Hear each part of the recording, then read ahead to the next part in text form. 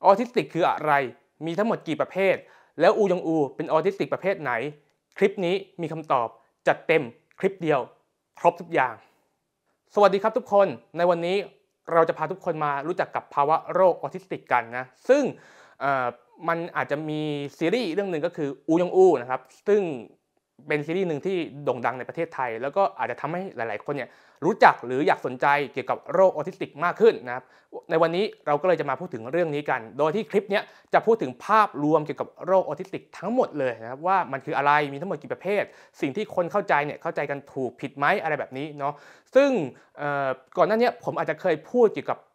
บส่วนหนึ่งเกี่ยวกับออทิสติกไปก็คือในกลุ่มของโซนที่เป็นไฮฟังชันนะครับโซนที่เป็นแอสเพอร์เกอร์พวกนี้ซึ่งอาจจะเจาะรายละเอียดด้านนั้นแต่ว่าผมไม่ได้พูดถึงภาพรวมทั้งหมดนะในวันนี้เราจะมาพูดถึงภาพรวมทั้งหมดกันนะแล้วก็ส่วนที่เป็นส่วนของไฮฟังชันเนี่ยเดี๋ยวผมอาจจะไปโฟกัสแยกอีกทีนึงนะครับจริงๆก็มีอัดคลิปไว้แล้วส่วนหนึ่งแต่ว่าเดี๋ยวอาจจะอัดใหม่อีกรอบหนึ่งเดี๋ยวค่อยว่ากันอีกทีนึงเนาะโอเคส่วนข้อมูลในวันนี้ที่เราจะพูดถึงเรื่องของออทิสติกเนี่ยส่วนหนึ่งผมอาจจะขออนุญาตเอาข้อมูลบางส่วนมาจากซีรีส์โอยงอูเนาะเพราะว่าด้วยความที่ว่าซีรีส์เนี้ยก็ค่อนข้างจะบอกแล้วก็ทำให้เราเนี่ยเห็นภาพเกี่ยวกับออทิสติกได้ชัดเจนนะครับแต่ว่าจะไม่มีการสปอยนะก็จะเพียงแค่บอกเฉยว่าลักษณะที่อูยงอูเป็นหรือว่าตัวละครที่อยู่ในซีรีส์อูยงอูมีเนี่ย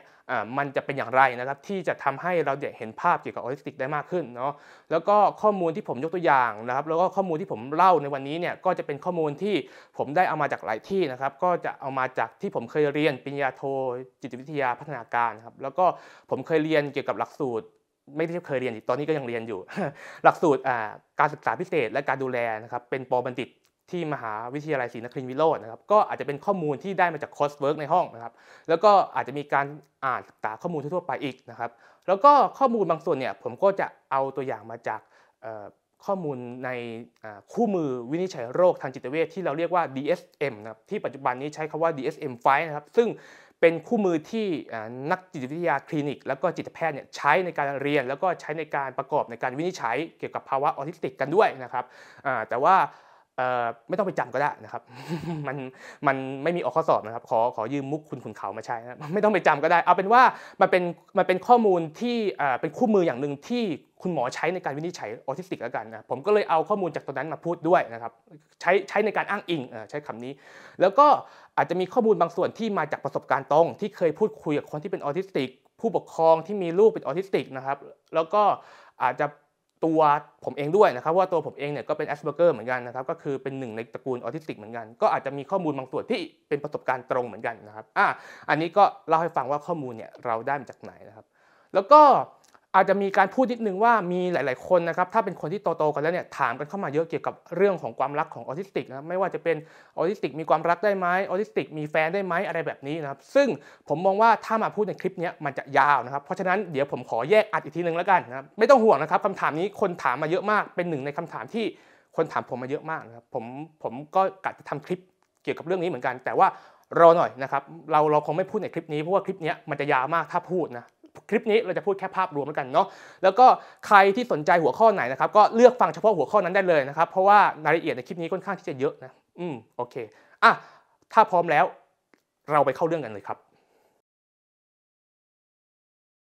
เรามาเริ่มต้นทำความเข้าใจกันก่อนครับว่าคำว่าออทิสติกนั้นมาจากคำว่าอะไรครับคำว่าออทิสติกนั้นนะมีรากศัพท์มาจากภาษากรีกครับมาจากคำว่า auto นะครับก็ผมไม่มั่นใจว่าอ่านถูกไหมนะครับพอดีว่าผมก็ไม่ได้เรียนจบเอกภาษากรีกมานะครับถ้าอ่านผิดก็ขออภัยนะครับแต่ว่าก็คิดว่าน่าจะอ่านว่า auto นี่นะครับแปลว่าอยู่คนเดียวครับนี่คือคำแปลว่า self นะครับแปลว่าคนเดียวครับก็เปรียบเสมือนกับว่าคนที่เป็นออทิสติกเนี่ยก็คือเป็นคนที่อยู่คนเดียวอยู่แต่ในโลกของตัวเองครับเหมือนกับว่าคนคนนั้นนะมีกระจกมากั้นนะเป็นกระจกใสหรือว่าอาจจะเป็นกระจกที่เป็นกระจกทึบก็ได้แบบนี้ถ้ากระจกใสก็คือเขาอาจจะพอมองออกทะลุได้บ้างแต่ว่าไม่เข้าใจคนอื่นแต่ว่าถ้ากระจกทึบก็คือมองไม่ออกเลยอะไรแบบนี้หรือว่าอาจจะเปรียบเสมือนกับว่าคนคนนั้นนะมีกำแพงมากั้นไว้ทำให้เขาตัดขาดตัวเองจากโลกภายนอกครั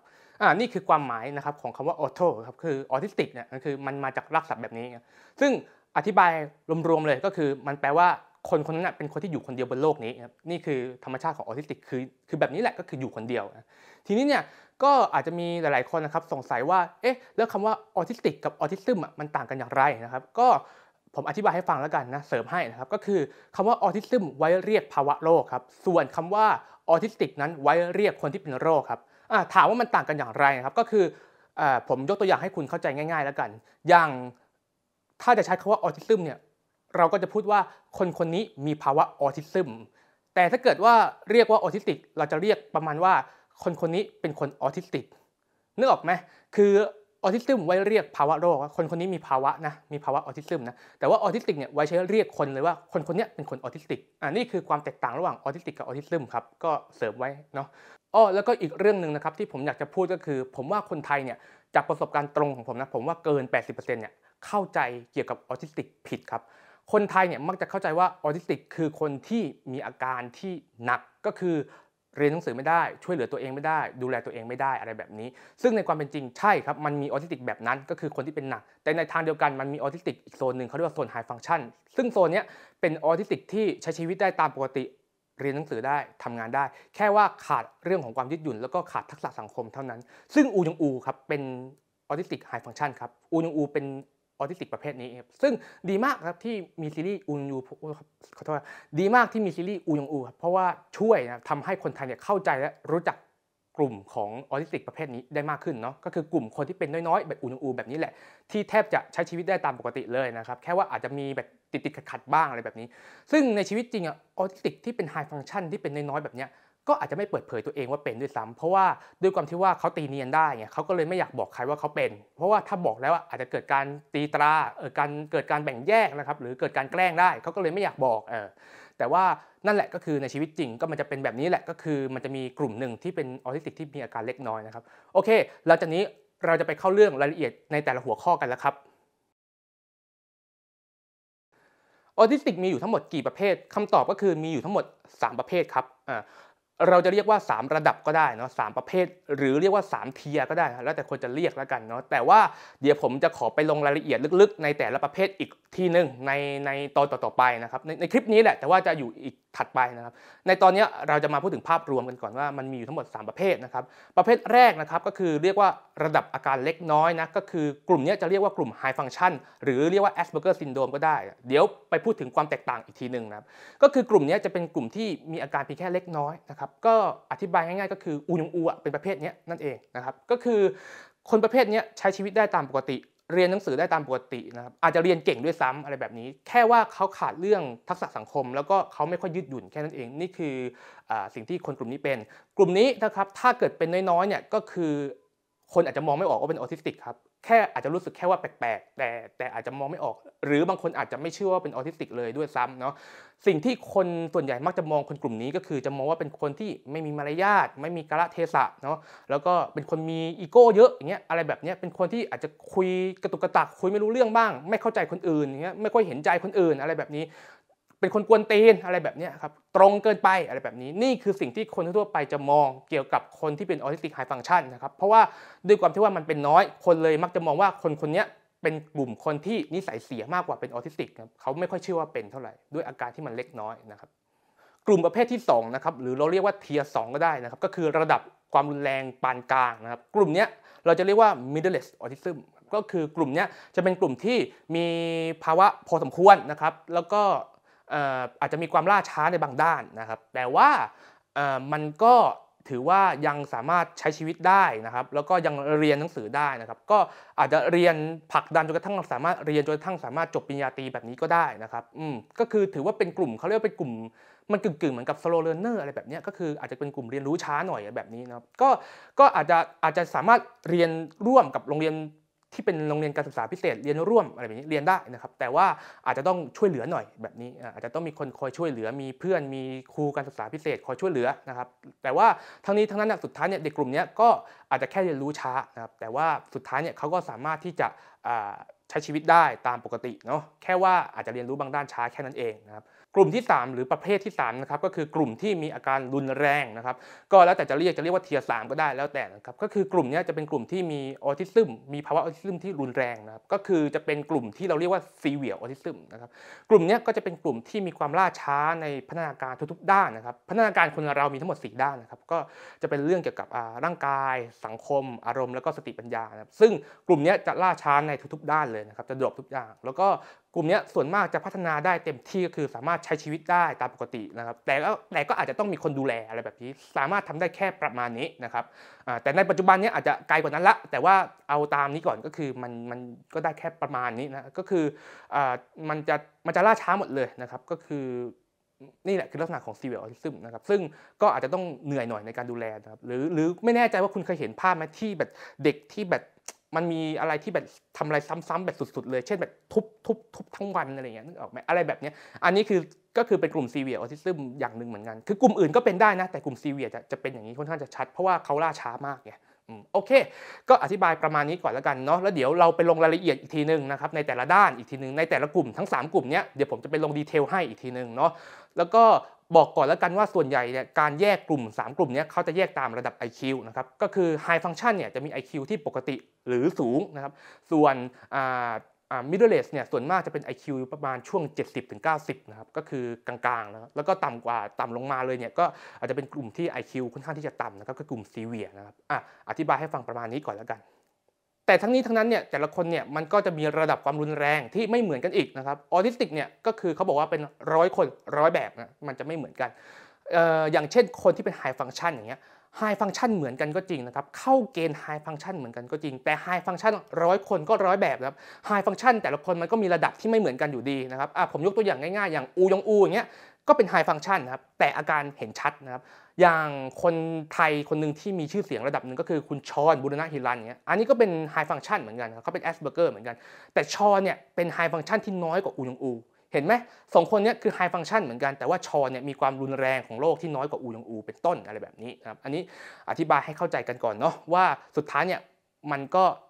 แต่ละคนก็มีระดับที่ไม่เท่ากันอยู่ดีครับถึงแม้ว่าจะเป็นกลุ่ม high function เหมือนกันหรือว่าเป็น middle range เหมือนกันอะไรแบบนี้มันก็ไม่เท่ากันอยู่ดีครับแล้วอะไรล่ะที่เป็นความผิดปกติของออทิสติกมันมีอยู่ทั้งหมดกี่ด้านคำตอบก็คือมีอยู่ทั้งหมด4ด้านด้วยกันครับแต่ทั้งนี้ทั้งนั้นเนี่ยในแต่ละคนเนี่ยมันก็จะ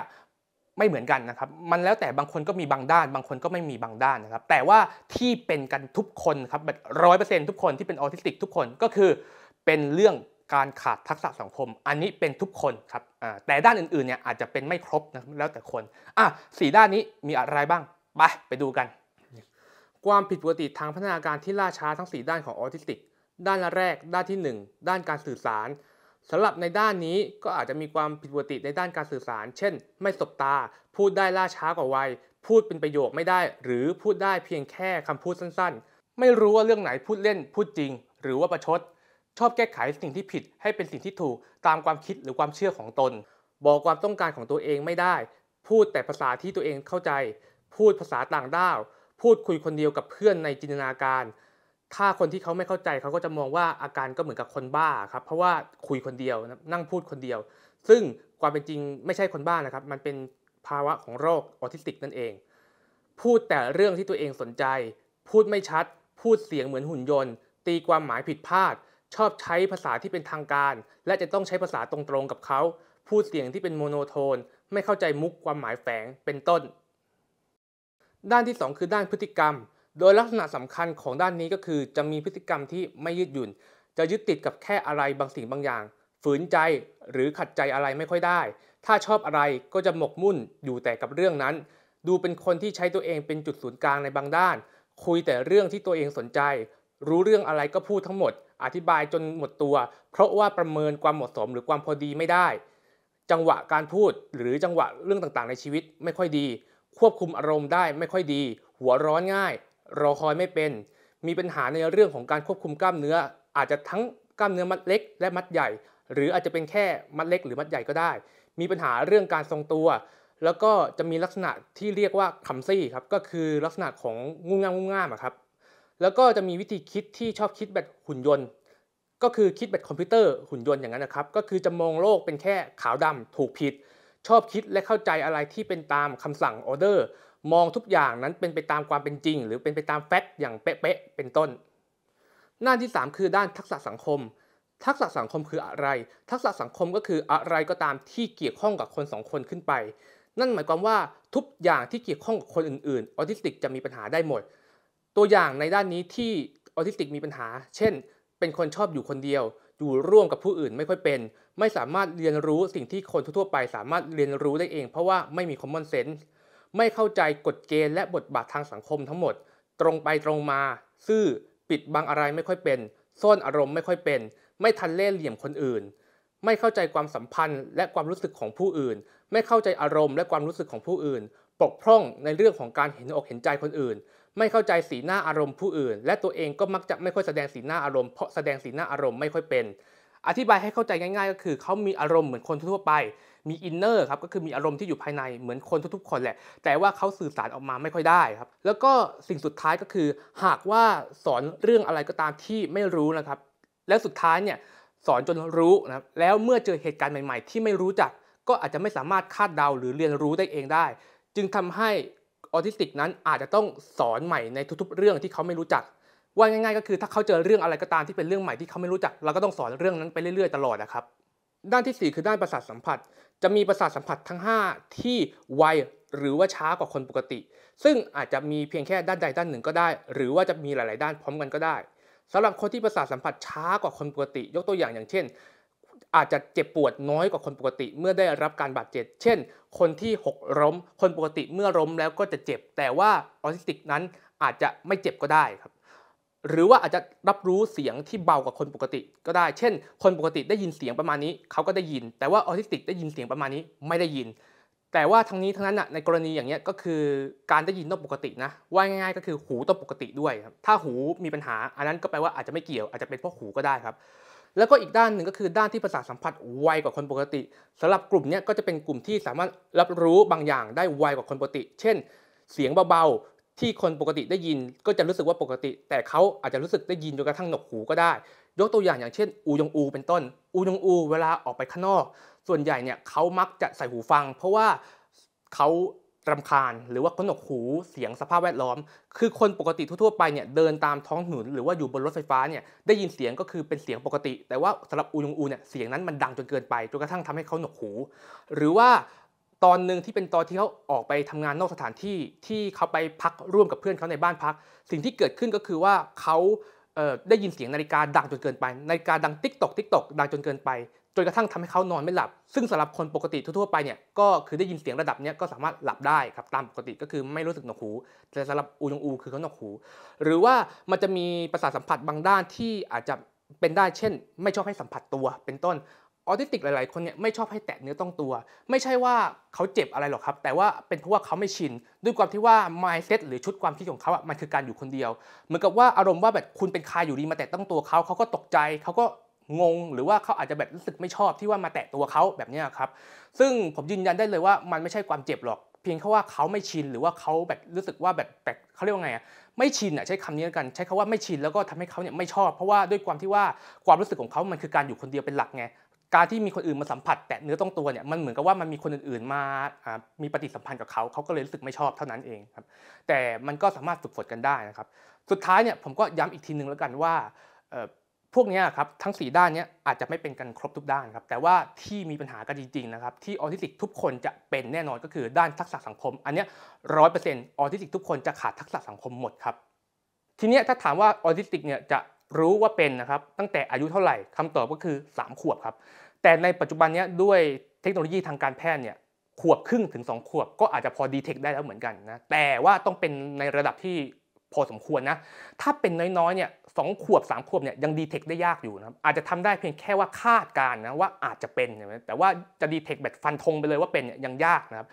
บถามว่ามันจะเห็นชัดเจนเมื่อไหร่ถ้าคนที่เป็นในระดับเล็กน้อยนะเป็นน้อยๆเลยเนี่ยอาจจะเห็นชัดเจนตอนเข้าโรงเรียนประถมศึกษาก็คือตอนเข้าป .1 ถ้าเข้าป .1 เนี่ยมันจะเห็นชัดเจนแล้วว่าใช่หรือไม่ใช่เพราะว่าอย่างที่ผมบอกไปว่าออทิสติกทุกคนจะขาดทักษะสังคมทั้งหมดนะเพราะฉะนั้นเนี่ยแน่นอนครับว่าถ้ามันเป็นอย่างนี้ขึ้นมาเนี่ยพอเข้าประถมศึกษาเนี่ยมันอยู่ในโรงเรียนที่เป็นสังคมบังคับแล้วที่เป็นที่คืออนุบาลเนี่ยมันยังไม่ใช่สังคมที่เป็นสังคมจริงๆนึกออกไหมมันยังเป็นแค่ประถมวัยแต่ว่าพอเป็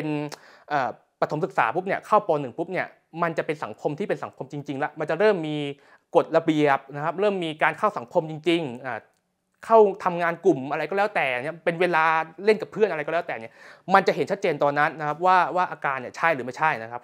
ส่วนใหญ่ถ้าเข้าป .1 เนี่ยจะเห็นค่อนข้างจะชัดเจนแล้วนะครับว่าเป็นหรือไม่เป็นนะถ้าเป็นน้อยๆนะครับแต่ถ้าเป็นมากๆเนี่ย2-3 ขวบก็ดีเทคได้แล้วนะทีนี้เนี่ยถ้าถามว่าเราควรจะช่วยเหลือเขาตั้งแต่เมื่อไหร่นะครับคำตอบก็คือ เมื่อไหร่ก็ตามที่รู้ตัวว่าเป็นนะครับรีบช่วยเหลือเลยนะครับยิ่งเร็วเท่าไหร่ยิ่งดีนะครับถ้ารู้ตัวตั้งแต่2-3 ขวบก็รีบเร่งตั้งแต่2-3 ขวบเลยนะครับ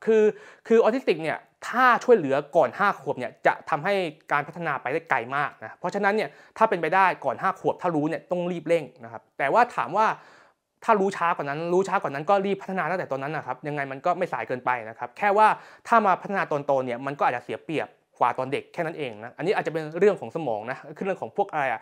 นิวโรไซแนปของสมองที่ว่าช่วงปฐมวัยมันจะโตได้ไวมันจะแตกได้ไวมันก็เลยทำให้เร่งก่อน5 ขวบมันเลยไวแค่นั้นเองนะครับแต่ว่าถ้าเกิดเรารู้ช้า8 ขวบ9 ขวบก็รู้ตอนนั้นก็รีบพัฒนาตั้งแต่ตอนนั้นนะครับสำคัญสุดก็คือไม่ว่าอายุเท่าไหร่ก็แล้วแต่นะผมเชื่อว่ามันพัฒนาได้ตลอดชีวิตนะครับอีกช่วงหนึ่งที่สำคัญก็คือช่วงวัยรุ่นเนาะก็คือมันจะโตไวมันจะเป็นเขาเรียกอะไรอัตราการเติบโตมันจะสูงพุ่งเร็วนะครับช่วงวัยรุ่นเหมือนกันแต่ว่าทั้งนี้ทั้งนั้นมันก็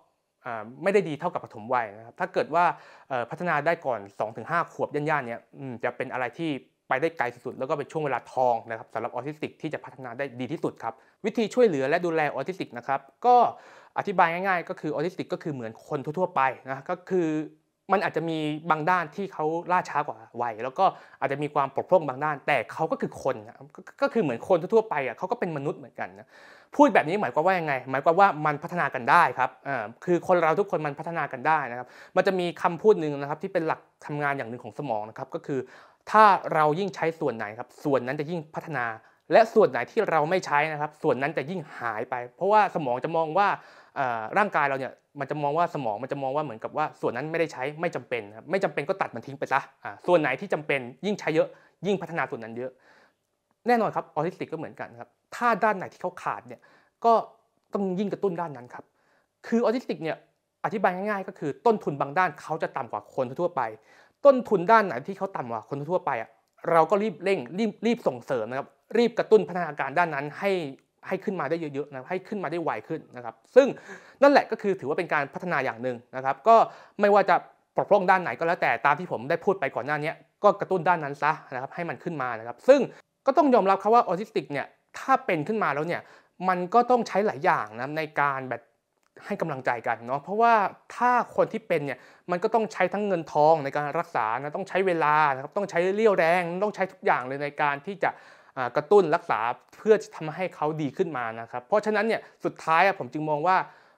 เราต้องเข้าใจเขานะครับถ้าเรามีความเข้าใจความเหนื่อยล้าจะน้อยลงนะครับถ้าเข้าใจนะครับเหนื่อยล้าจะน้อยลงนะครับมันก็จะเป็นสิ่งหนึ่งที่ช่วยได้มันพูดยากครับเพราะว่าในเมื่อเขาเกิดมาเป็นแบบนี้แล้วผมเชื่อว่าออทิสติกร้อยทั้งร้อยอาจจะไม่ร้อยทั้งร้อยก็ได้นะอาจจะใช้คำว่าเป็นส่วนใหญ่ดีกว่า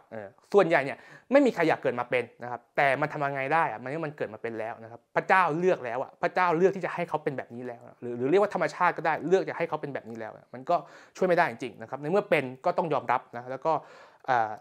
หาวิธีช่วยเหลือรักษากันไปเนาะในส่วนของการรักษานะครับก็จะรักษาตามอาการของโรคที่เป็นนะครับก็ใครมีปัญหาเรื่องอะไรก็รักษาตามนั้นแหละอธิบายง่ายๆเช่นใครมีปัญหาเรื่องการพูดก็ต้องไปฝึกพูดกับนัก speech therapy นะครับก็คือนักฝึกพูดนั่นเองนะใครที่มีปัญหาเรื่องความยืดหยุ่นก็ต้องอาศัยการฝึกเรื่องของความยืดหยุ่นเอานะครับฝึกการรอคอยอะไรแบบนี้เอาเนาะทีเนี้ยก็ขอพูดตรงนี้นิดนึงแล้วกันว่าหลายๆคนอาจจะสงสัยนะครับว่าย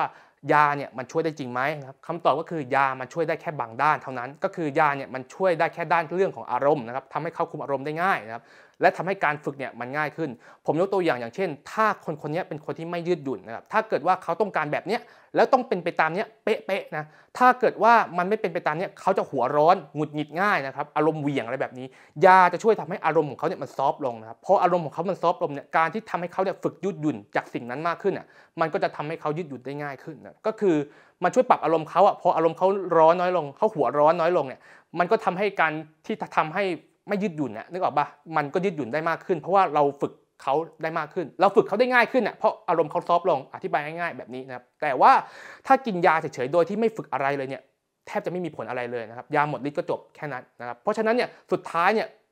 ยาเป็นแค่เครื่องมือที่ช่วยทำให้การฝึกง่ายขึ้นเท่านั้นนะครับมันไม่เหมือนกับพวกยาไข้หวัดอะไรแบบนี้ไข้หวัดเนี่ยกินยาไปหายนะครับเป็นปกติครับแต่ว่าโรคพวกนี้เป็นโรคทางพัฒนาการนะครับมันจะไม่เหมือนกันนะครับเพราะฉะนั้นเนี่ยกินยาอย่างเดียวไม่หายครับกินยามันแค่ช่วยทำให้การฝึกง่ายขึ้นเท่านั้นเองนะครับแค่นั้นเองจริงๆแต่ที่เหลือสุดท้ายมันอยู่ที่การฝึกนะครับแล้วก็สุดท้ายเนี่ยถ้าหากว่าใครมีปัญหาเรื่องทักษะสังคมนะครับก็ต้องไปฝึกเรื่องของทักษะสังคมเพิ่มเติมเอานะครับซึ่ง 100 ทั้ง 100เนี่ยออทิสติกเป็นกันทุกคนนะก็ถ้าเป็นในวัยเด็กเนี่ยก็อาจจะมีคอร์สให้ฝึกนะครับแต่ถ้าเกิดเป็นคนที่โตๆกันแล้วเนี่ยอาจจะหายากหน่อยอาจจะต้องฝึกในชีวิตจริงนะถามว่าฝึกทักษะสังคมมันคืออะไรนะครับมันก็คือฝึกทำให้เราเนี่ยเข้าใจเรื่องของการอยู่ร่วมกับคนอื่นนะครับเข้าใจเรื่องของกฎเกณฑ์มารยาทอะไรพวกนี้ได้มากขึ้นผมยกตัวอย่างแล้วกันเนาะเพราะว่ากลุ่มพวกเราเนี่ยมันไม่มีเซนส์นะครับก็ยกตัวอย่างง่ายๆอย่างเช่นเวลาคุณจะไปซื้อข้าวร้านหนึ่งเนี่ยคุณเห็นคนต่อแถวกันอยู่เนี่ยสิ่งที่คุณทำคืออะไรนะครับสิ่งที่คุณทำนะครับคนปกติทั่วๆไปทำเนี่ยก็คือคุณก็เดินไปต่อแถวหลังจากนั้นนึกออกป่ะคุณต้องการซื้อของร้านนี้เขาต่อแถวกันอยู่คุณก็ไปต่อคิวนะครับถามว่ามีคนมาบอกคุณไหมว่าต้องต่อคิวนะครับไม่มีครับก็คือคุณรู้ด้วยตัวเองเพราะว่าคุณมีเซนส์ไงคุณมีเซนส์เรื่องสังคมไงนึกออกป่ะคุณไม่ได้ขาดทักษะสังคมคุณมีเซนส์เรื่องทักษะสังคมคุณเลยรู้ด้วยตัวเองได้ว่าถ้าหากว่าฉันจะซื้อของร้านนี้ฉันต้องเดินไปต่อแถวเข้าคิวนะครับแต่กลุ่มออทิสติกเนี่ยไม่รู้เรื่องนี้นะครับเพราะฉะนั้นเนี่ยสิ่งที่เกิดขึ้นก็คือบางทีอาจจะแซงคิวไปเลยนะครับหรืออาจจะแทรกไปเลยหรือไม่ก็อาจจะไปตะโกนหน้าร้านเลยจะสั่งข้าวอันนี้อะไรอย่างนี้นี่คือสิ่งที่ออทิสติกเป็นนะครับเพราะว่าเขาไม่มีเซนส์ที่จะเรียนรู้ด้วยตัวเองการเข้าคอร์สทักษะสังคมก็จะช่วยเหมือนกับมีโค้ชมาชี้แนะนะครับว่าถ้าเกิดคุณเจอสถานการณ์แบบนี้คุณต้องไปต่อแถวเข้าคิวซื้อของนะคุณจะมาแซงคิวทันทีไม่ได้อะไรแบบนี้อันนี้คือสิ่งหนึ่งที่จะได้จากคอร์สทักษะสังคมก็คือเหมือนกับจะเป็นคอร์สนะครับจะเป็นโค้ชพูดผิดครับจะเป็นโค้ชที่มาช่วยนะครับในการไกด์ในการชี้แนะให้ว่าถ้าเจอสถานการณ์แบบไหนต้องทำอย่างไรนะครับเพราะว่าออทิสติกไม่มีเซนส์ที่จะเรียนรู้ด้วยตัวเองได้การฝึกออทิสติกเนี่ยไม่เร็วแน่นอนนะครับไม่ใช่อะไรที่รวดเร็วนะครับไม่ใช่ว่าฝึกไปแค่เดือนนึงมันจะเห็นผลทันทีไม่ครับมันไม่เร็วแบบนั้นนะครับแต่บางอย่างก็อาจจะเร็วก็ได้นะแต่โดยภาพรวมเนี่ยไม่เร็วขนาดนั้นนะครับการฝึกทุกอย่างต้องใช้เวลาครับต้องอาศัยเวลานะผมเคยคุยกับคุณแม่คนหนึ่งเนี่ยเขาฝึกลูกเขาตั้งแต่ประมาณ 6-7 ขวบครับกว่าจะเห็นผลว่าแบบโอ้เนียนจนใกล้เคียงคนปกติจริงๆก็อาจจะถึงขั้นแบบอายุ20อะไรแบบนี้เพราะฉะนั้นเนี่ยมันไม่เร็วแน่นอนแค่ที่สำคัญก็คืออย่าท้อนะครับอย่าท้ออย่าถอยแบบนี้แค่นั้นเองนะครับสุดท้ายนะครับก็คือออทิสติกเนี่ยจะไม่หายขาด 100% นะครับจะทำได้เต็มที่คือเนียนจนใกล้เคียงคนปกติใกล้เคียงระดับที่คนปกติทั่วไปถ้าไม่ได้เรียนด้านพวกนี้มองไม่ออกครับว่าเป็นก็อาจจะแค่รู้สึกว่าคนนี้นิสัยแปลกๆหน่อยๆแค่นั้นเองแต่ว่ามองไม่ออกว่าเขาเป็นนะครับก็คือใกล้เคียงได้ขนาดนั้นนั่นเองเพราะฉะนั้นเนี่ยไม่ต้องห่วงนะครับก็คือเราฝึกพัฒนาไปเรื่อยๆนะครับได้เท่าไหร่ก็เท่านั้นนะครับมันก็อาจจะยังติดเรื่องทักษะสังคมอยู่บ้างนิดๆหน่อยๆอะไรแบบนี้นะผมมองว่าสุดท้ายมันก็เป็นแค่ความแตกต่างนะครับพระเจ้าธรรมชาติไม่ได้สร้างเรานะครับให้เป็นแบบคนปกติทั่วๆไปนะครับเขาสร้างเรามาเพื่อแบบนี้ก็เป็นแบบนี้แหละนะครับก็ยอมรับว่าเป็นแบบนี้เนาะก็อาจจะเดี๋ยวค่อยว่ากันอีกทีนึงกันว่าแบบมันรายละเอียดเป็นยังไงนะแต่เอาเป็นว่าก็ขอให้ทุกคนรับรู้เนาะว่าสุดท้ายเนี่ยออทิสติกจะไม่หายขาดถึงขั้น 100% แต่จะใกล้เคียงคนปกติได้สุดๆนะครับได้แบบมากๆอะไรแบบนี้ถ้าเกิดรักษากระตุ้นตั้งแต่แรกๆและช่วยเหลืออย่างต่อเนื่องนะครับก็ฝากไว้ประมาณนี้แล้วกันออทิสติกเทียมคืออะไรนะครับออทิสติกเทียมคือไม่ได้เป็นออทิสติกจริงๆนะครับอธิบายง่ายๆ ประมาณนั้นนะครับก็คืออธิบายง่ายๆก็คือว่ามันอาจจะมีภาวะบางอย่างที่ทำให้เขาดูคล้ายคนที่เป็นออทิสติกแต่ว่าไม่ได้เป็นจริงๆครับอย่างในเด็กเนี่ยเด็กบางคนเนี่ยดูมีความล่าช้าด้านการสื่อสารพูดช้าไม่พูดนะแบบ4 ขวบยังไม่พูดแบบนี้นะปกติเด็กจะเริ่มพูดตั้งแต่ขวบครึ่งนะครับแต่ว่าแบบ3 ขวบ4 ขวบอาจจะยังไม่พูดอะไรแบบนี้ซึ่งมันก็ดูเหมือนจะเป็นออทิสติกแต่ในความเป็นจริงเนี่ยที่เขาไม่พูดอาจจะเป็นเพราะว่าการเลี้ยงดูไม่ถูกต้องนะครับเช่นอาจจะทำให้เขาเนี่ยคือคนเราเนี่ยธรรมชาติของมนุษย์เนี่ยมันจะเรียนรู้ด้วยการสื่อสาร2 ด้านนะครับก็คือฟังพูดมันจะสลับกันอย่างนี้แต่ว่าบางครั้งเนี่ยเราเลี้ยงลูกผ่านโทรทัศน์หรือว่าโทรศัพท์ให้ดูแต่มือถืออย่างเดียวอะไรแบบนี้มันก็ทำให้เด็กเนี่ยรับอยู่ด้านเดียวนึกออกป่ะมันไม่มีการโต้กลับไปพอมันไม่มีการโต้กลับไปมันก็เลยทำให้เขาไม่ได้ถูกฝึกให้พูดเพื่อโต้กลับไปมันก็เลยทำให้เขาไม่พูดมันก็เลยดูเหมือนกับคนที่เป็นออทิสติกก็คือดูไม่พูดเหมือนออทิสติกแต่ในความเป็นจริงก็คือเกิดจากการเลี้ยงดูที่ผิดนะครับก็คือปล่อยให้เอาแต่เล่นมือถืออย่างเดียวอะไรแบบนี้ไม่ยอมสื่อสารในชีวิตจริงไม่ฝึกเขาให้สื่อสารในชีวิตจริงมันก็เลยกลายเป็นแบบนั้นนะครับซึ่งถ้าหากว่าเราสุดท้ายเนี่ยเราฝึกเขานะครับให้สื่อสารในชีวิตจริงได้เหมือนคนทั่วไปนะครับตามที่มันเป็นตามวัยของเขาแล้วเขาพูดได้ตามปกติอันนี้ก็สรุปได้แล้วว่าเป็นออทิสติกเทียมนะครับก็คืออาการเหมือนออทิสติกแต่จริงๆไม่ได้เป็นนั่นเองครับส่วนคนที่โตๆเนี่ยก็อาจจะมีเหมือนกันที่อาจจะเป็นเรื่องของภาวะอารมณ์นะครับเช่นอารมณ์ช่วงนี้ไม่ดีนะครับช่วงนี้อารมณ์อาจจะแบบnoise ป่ะหรือว่าแบบช่วงนี้อารมณ์อาจจะแบบไม่อยากยุ่งกับใครเงี้ยชอบอยู่คนเดียวอะไรแบบเนี้ยเนาะก็อาจจะทำให้เขาเนี่ย เหมือนกับว่าจะเป็นออทิสติกอะไรแบบนี้แต่ในความเป็นจริงไม่ใช่นะครับเขาไม่ได้เป็นแค่ว่าเป็นภาวะอารมณ์บางอารมณ์ที่ทำให้เขาเป็นแบบนั้นในช่วงเวลานั้นแค่นั้นเองถ้าหากว่าเขาไม่ได้เป็นแบบนั้นตลอดเวลาเขาเป็นแค่บางอารมณ์นะครับแล้วบางอารมณ์เนี่ยก็กลับมาเป็นปกติเหมือนคนทั่วไปอันนี้ก็แปลว่าไม่ได้เป็นออทิสติกจริงๆก็คือเป็นออทิสติกเทียมนั่นเองนะครับสุดท้ายเนี่ยไม่ว่าจะเป็นเทียมหรือแท้เนี่ยถ้าแท้นะครับจะเป็นตลอดเวลาอันนี้คือคำจำกัดความเลยถ้าแท้จะเป็นตลอดเวลาไม่มีนะครับเป็นแค่บางช่วงเวลาอยู่โรงเรียนเป็นอีกแบบนึงอยู่บ้านเป็นอีกแบบนึงหรือบางวัยเป็นอีกแบบนึงบางอารมณ์เป็นอีกแบบนึงอะไรเงี้ยถ้าเป็นแบบนั้นจริงๆแปลว่าเป็นเทียมครับอาจจะเป็นจากสาเหตุอื่นอันนี้ต้องไปไล่หาอีกทีนึงแต่ว่าถ้าเป็นแท้เนี่ยจะเป็นเหมือนกันตลอดเวลา24ชั่วโมงและจะเป็นตลอดไปนะครับจะเป็นอย่างนี้ตลอดนะอันนี้คือถ้าเป็นออทิสติกแท้นะครับจะเป็นแบบนี้นี่คือความแตกต่างระหว่างออทิสติกเทียมกับออทิสติกแท้นะครับข้อดีของคนที่เป็นออทิสติกนะก็สำหรับข้อดีเนี่ยก็ผมมองว่ามันก็มีหลายอย่างนะครับซึ่งผมมองว่าสุดท้ายเนี่ยมันก็เป็นแค่ความแตกต่างของคนครับในเมื่อเกิดมาเป็นแบบนี้แล้วเราก็ต้องยอมรับในสิ่งที่เราเป็นนะแล้วก็มองว่ามันมีข้อดีซะ ยอมรับนะครับแล้วก็มองว่ามันเป็นข้อดีเพราะว่าทุกอย่างเนี่ยมีข้อดีข้อเสียนะคนปกติก็อาจจะมีข้อดีข้อเสียอีกแบบนึงออทิสติกก็จะมีข้อดีข้อเสียอีกแบบนึงทีเนี้ยออทิสติกเนี่ยมีข้อดีอย่างไรล่ะเรามาดูกันนะครับซึ่งออทิสติกเนี่ยเกือบทั้งหมดจะคล้ายๆกันแหละเป็นแบบนี้คล้ายๆกันนะรายละเอียดอาจจะไม่เหมือนกันแต่ว่ามันจะมีบางส่วนที่คล้ายๆกันนะครับเรามาดูกันว่าข้อดีของออทิสติกคืออะไรสำหรับคนที่เป็นออทิสติกเนี่ยก็จะมีข้อดีที่คล้ายๆกันนะอาจจะไม่เหมือนกันทุกคนแต่ว่ามันจะมีบางส่วนที่คล้ายๆกันนะครับซึ่งส่วนมากข้อดีของคนที่เป็นออทิสติกก็จะเป็นคนที่ซื่อๆนะครับซื่อสัตย์ตรงไปตรงมามีอะไรก็จะพูดกันตรงๆนะครับแล้วก็เราก็ต้องคุยกับเขาตรงๆด้วยเช่นเดียวกันไม่งั้นเขาก็จะรับรู้หรือตีความไม่ถูกนะครับแล้วก็ค่อนข้างที่จะเป็นคนที่รักความถูกต้องความยุติธรรมต้องการความเท่าเทียมแบบนี้ครับแล้วก็โกหกไม่ค่อยเป็นหรือว่าถ้าโกหกเป็นก็จะทำได้ไม่ดีครับแถไม่ค่อยเก่งอะไรแบบนี้แล้วก็มักจะทำตามคำสั่งหรือทำตามกฎได้ดีแบบเป๊ะๆเลยไม่ค่อยออกนอกคำสั่งเท่าไหร่ครับค่อนข้างจะเป็นคนที่จริงใจและเชื่อใจคนถ้าชอบหรือว่ารักอะไรก็จะรักสิ่งนั้นจริงๆนะครับแล้วก็จะไปอย่างสุดทางเลยนะไม่ค่อยคิดอะไรที่ซับซ้อนหรือว่าคิดเล็กคิดน้อยเท่าไหร่นักไม่ค่อยนินทาอิจฉาขี้อวดแล้วก็จะเป็นคนที่เสแสร้งไม่ค่อยเป็นครับซึ่งก็พูดเลยแล้วกันว่าออทิสติกส่วนใหญ่ก็จะมีลักษณะแบบนี้คล้ายๆกันนะครับแต่ว่ามันก็ต้องขึ้นอยู่กับคนด้วยเพราะว่าสุดท้ายเนี่ยบางอย่างก็ไม่ได้เกี่ยวกับภาวะโรคนะครับบางอย่างก็เป็นพื้นนิสัยของเขานะครับแล้วก็สุดท้ายเนี่ยมันขึ้นอยู่กับความเข้มข้นของโรคด้วยนะครับอย่างคนที่เป็นน้อยๆกับคนที่เป็นมากๆก็จะต่างกันผมยกตัวอย่างเช่นคนที่เป็นมากๆเนี่ยก็อาจจะโกหกไม่เป็นแต่คนที่เป็นน้อยๆเนี่ยก็อาจจะโกหกเป็นแต่ว่าโกหกได้ไม่เนียนนั่นเองครับก็คือจะโกหกได้ไม่เก่งเท่าคนปกติครับอันนี้คือความแตกต่างนะครับของออทิสติกแล้วก็ข้อดีของออทิสติกที่อาจจะไม่ค่อยเหมือนคนอื่นๆเท่าไหร่ครับส่วนเรื่องที่หลายๆคนอาจจะถามกันนะครับว่า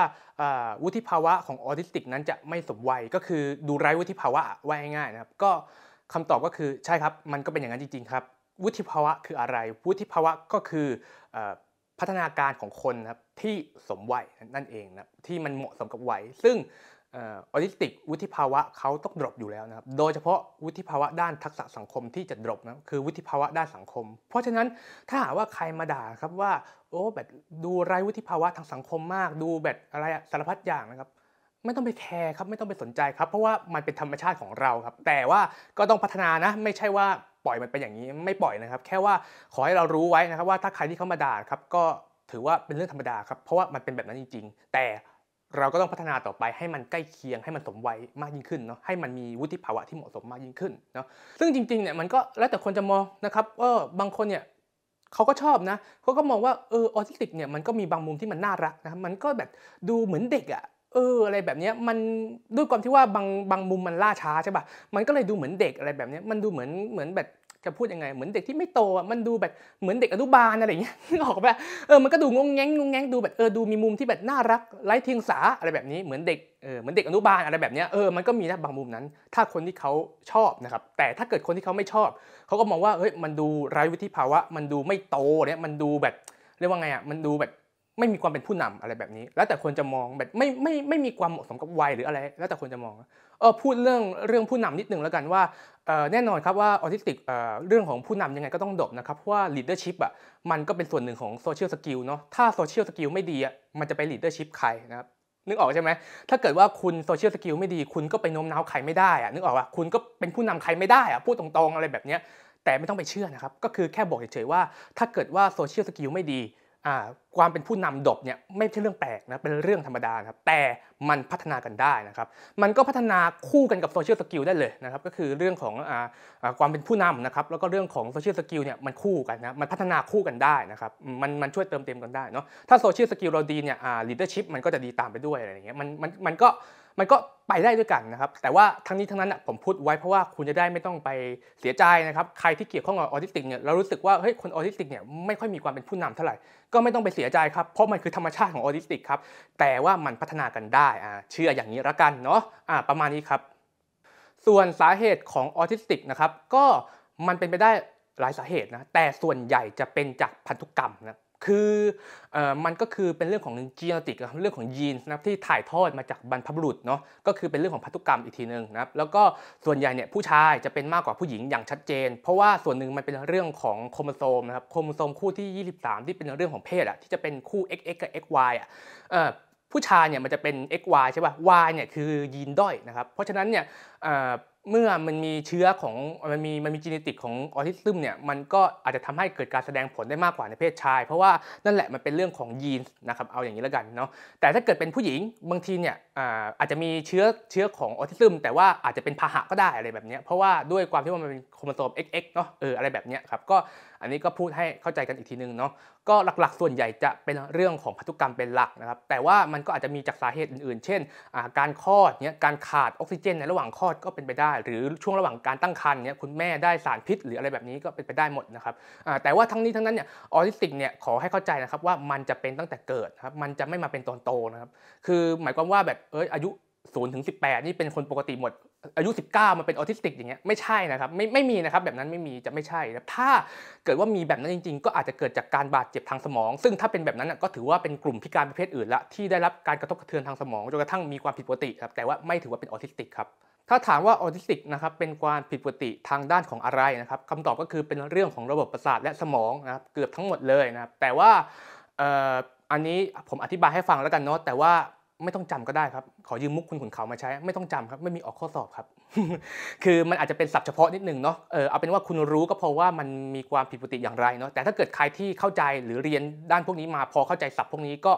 ็ลองฟังดูก็ได้นะครับก็คือมันเป็นความผิดปกติหลักๆมาจากสมองส่วนหน้าครับสมองที่เราเรียกว่า frontal lobe นะก็คือสมองส่วนนี้เป็นสมองที่สำคัญมากสำหรับมนุษย์เพราะว่าเป็นสมองที่เกี่ยวข้องกับเรื่องของการคุมอารมณ์เรื่องของการคิดยับยั้งชั่งใจนะครับเรื่องของการใช้เหตุผลอะไรทุกอย่างเลยแล้วก็เรื่องของทักษะสังคมก็ใช่นะครับเบรกในการเบรกอารมณ์ก็ใช่นะครับการซ่อนอารมณ์พวกนี้ก็ใช่แล้วก็อาจจะเป็นเรื่องของมาร์กเกอร์เรื่องของหน้ากากอะไรพวกนี้ด้วยนะที่ออทิซึมจะไม่ค่อยมีหน้ากากกันเท่าไหร่เพราะว่าสมองส่วนหน้าเขาดรอปอะไรอย่างนี้เนาะก็คือสมองส่วนหน้าอาจจะทำงานได้น้อยกว่าคนปกติหรือมีขนาดเล็กกว่าคนปกติเนาะแล้วก็อีกส่วนหนึ่งก็คืออันนี้ก็อยู่ในสมองส่วนหน้าครับเขาเรียกว่ามิลเลอร์นิวรอนนะครับก็คือแปลเป็นภาษาไทยก็คือเส้นประสาทส่วนกระจกเงานะครับก็คือเส้นประสาทส่วนนี้มันทำให้เกิดการเรียนรู้เองโดยที่ไม่ต้องสอนครับก็คือง่ายๆก็คือการมี common sense ส่วนหนึ่งก็มาจากส่วนนี้แหละก็คืออะไรก็แล้วแต่ที่เราเรียนรู้ด้วยตัวเองครับโดยที่ไม่ต้องสอนเกิดจากการเรียนแบบอย่างเช่นเอาง่ายๆมิลเลอร์นิวรอนง่ายๆเลยครับอย่างเช่นเราแลบลิ้นใส่เด็กทารกแด้แล้วเด็กทารกก็ลิ้นกลับมาแด้อะไรเงี้ยนึกออกปะอันนี้ก็คือการทำงานของมิลเลอร์นิวรอนในวัยทารกแต่ว่าออทิซึมเนี่ยบางคนก็ไม่เป็นแบบนี้นะเพราะว่าเขาไม่มีมิลเลอร์นิวรอนเนี่ยเขาก็ไม่ตอบกลับมาก็มีนะครับแล้วก็ที่เหลือเนี่ยอาจจะเป็นระบบสมองส่วนอื่นละก็อาจจะเป็นบางคนมีปัญหาเรื่องไฟมอเตอร์ครับก็เป็นปัญหาเรื่องของกลุ่มไฟมอเตอร์ที่มีปัญหาเรื่องการทรงตัวการควบคุมกล้ามเนื้อครับบางคนก็มีปัญหาในสมองส่วนภาษาอะไรอย่างนี้แล้วแต่คนนะครับก็แล้วแต่คนจริงๆแล้วก็บางคนอาจจะมีปัญหาส่วนเรื่องของการอ่านการเขียนก็เป็นสมองส่วนนั้นๆไปนะครับหรือเซนโซรี่อย่างเงี้ยก็เป็นสมองส่วนนั้นๆไปนะครับแต่ว่าแล้วแต่คนอันนี้นะครับมันก็บางคนก็เป็นด้านนู้นด้านนี้ไม่เหมือนกันแต่ว่าที่เป็นทุกคนคือ frontal lobe ก็คือสมองส่วนหน้าจะดรอปหมดทุกคนอันนี้ออทิสติกเป็นทุกคนครับอันนี้คือหลักๆนะแล้วก็ที่เหลืออาจจะมีปัญหาเรื่องเกี่ยวกับสารสื่อประสาทเช่นสารของโดปามีนนะครับเซโรโทนินอะไรพวกนี้ก็จะเป็นสารสื่อประสาทที่มันไม่คงที่นะครับคือบางตำราก็บอกน้อยไปบางตำราก็บอกมากไปผมก็ไม่ชัวร์เหมือนกันนะครับแต่ว่ามันเลยทำให้เกิดเรื่องของอารมณ์ที่ไม่คงที่ได้นะครับแล้วก็อีกเรื่องหนึ่งก็คือการขาดสารตัวหนึ่งนะครับที่เขาชื่อว่าออกติโทซินนะครับออกติโทซินเนี่ยเป็นสารสื่อประสาทที่เกี่ยวข้องกับความรักความผูกพันนะครับมันเลยทำให้ส่วนหนึ่งออทิสติก ไม่ค่อยมีเรื่องของความเข้าใจเรื่องความรักความผูกพันหรือเรื่องของอารมณ์อะไรสักเท่าไหร่เนาะเรื่องของอารมณ์แบบเรื่องอะไรเข้าใจคนอื่นเข้าอกเข้าใจคนอื่นอะไรแบบนี้ซึ่งส่วนหนึ่งมันเป็นเพราะการขาดออกซิโทซินนั่นแหละเลยทำให้ออทิสติกเป็นแบบนี้นะครับตามนี้ครับ มันฟังดูยากไปไหม อย่างที่ผมบอกไปครับไม่ต้องจำครับไม่มีออกข้อสอบนะอธิบายให้ฟังเฉยๆนะครับเผื่อใครที่สนใจก็จะได้แบบเข้าใจกันนะครับก็ประมาณนี้ก่อนแล้วกันเนาะแต่ว่าตอนนี้ก็อากาศร้อนครับ ร้อนมากนะครับระหว่างอัดคลิปนี่เหงื่อออกตลอดนะครับร้อนมากเพราะว่าห้องอัดไม่มีห้องแอร์นะครับก็อัดกันให้เห็นสดๆอย่างนี้เลยนะครับก็เป็นธรรมดาของอากาศเมืองไทยที่ร้อนนะครับแต่ว่าถึงแม้ว่าอากาศจะร้อนแค่ไหนครับแต่ว่ามันก็ไม่ร้อนแรงเท่ากับคลิปของเรานะครับที่มีทุกอย่างเกี่ยวกับออทิสติกตามที่ทุกคนต้องการฝึกเล่นมุกกันนะครับเนี่ยคือหลายๆคนอาจจะสงสัยออทิสติกเล่นมุกไม่เป็นอะไรอย่างนี้คือถ้าเป็นเยอะๆจะเล่นมุกไม่เป็นแต่ถ้าเป็นน้อยๆแล้วถูกฝึกมาเยอะๆเล่นมุกเป็นครับแค่ว่าอาจจะไม่เนียนหรือไม่เก่งเท่าคนปกติแค่นั้นเองแต่ว่าเล่นเป็นครับนี่แหละครับทุกอย่างมันพัฒนากันได้ผมเล่นมุกให้คุณดูนะครับจะได้เห็นว่าทุกอย่างมันพัฒนากันได้ครับเรามาเจาะลึกเกี่ยวกับออทิสติกในแต่ละประเภทกันครับประเภทที่1นะครับประเภทแรกก็คือประเภทกลุ่มอาการเล็กน้อยนะครับที่เราเรียกกันว่า High Function นะครับหรือเรียกว่า Asperger Syndrome ก็ได้นะครับเดี๋ยวผมจะบอกรายละเอียดอีกทีนึงว่ามันต่างกันอย่างไรนะครับแต่เอาเป็นว่าประมาณนี้ก่อนนะครับสำหรับคนประเภทนี้เกณฑ์การวินิจฉัยก็คือเป็นออทิสติกที่มี IQ ที่เป็นปกติหรือสูงกว่าปกตินะเพราะฉะนั้นเนี่ยคนกลุ่มนี้ก็จะมีอะไรที่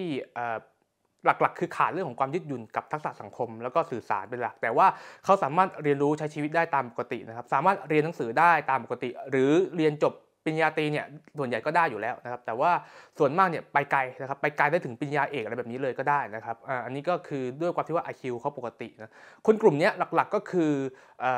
เขามีความฉลาดนะครับแล้วก็มีจินตนาการที่ดีนะครับแล้วก็